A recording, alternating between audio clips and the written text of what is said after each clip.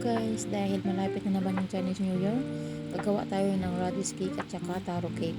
So ito po yung ating ingredients: dried pork, dried scallop, dried mushroom, Chinese sausage, dried shrimps, ayan ang ating dried mushroom, at saka rice flour, at saka cornstarch. So paghiwa guys ng radish cake, ganito lang. At saka yung kalahati niya, at saka yung kalahati is grated. So ayan yung ating scallop. At maghiwa rin kayo ng shallots.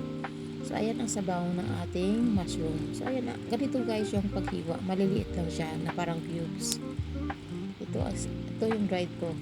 At saka ito yung ating mushroom na paghiwa. So ayan, itabi natin guys yung mga sabaw na binabada ng ating mga meat. Kasi kailangan natin mamaya. So sa pan, maglagay tayo ng 300 ml ng sabaw ng hipon, 1 teaspoon na chicken powder, rock sugar. Rock sugar guys, kunti lang kasi hindi pwedeng sobrang matamis yung ating radish. So ayan yung ating radish na pakuluan natin siya ng mga 3 minutes lang, mahinang apoy. Lagyan natin ng konting asin.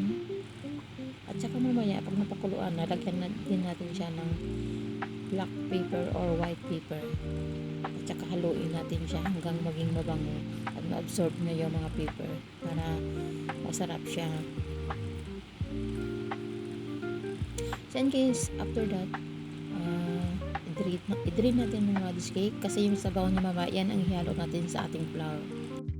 So mag-start na tayo ng fry ng ating mga meat. So ayan, yung shallots, i-fry lang natin siya until pa golden brown hanggang bumango siya.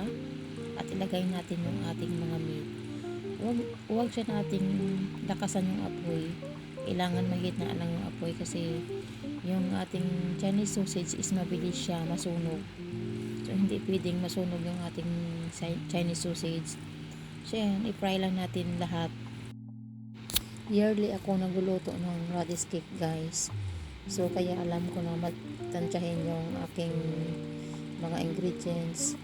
So ayan, yung aking radish pala guys is 4 na piraso na malalaki. Yung dalawa hiniwa ko siya na parang french fries. Yung dalawa ang ginawa ko is grated.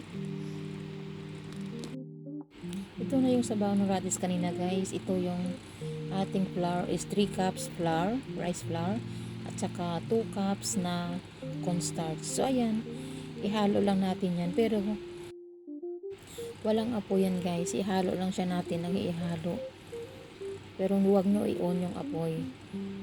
Paghalo natin basta mahalo nyo lang lahat yan, okay na yan. Kasi steam din natin naman yan, maluluto din naman pag na-steam yan. Ayan na yung ating nahalo na. So ilagay na siya natin sa foil plate. So steam natin siya ng 1 hour. Lagyan natin guys ng foil yung top niya kasi para hindi ma-absorb yung water. Ayan. Tapos steam lang natin ng 1 hour. After 1 hour, ito na siya guys. Puro nang ipakita ko sa inyo, ano na siya. Hindi na siya mainit.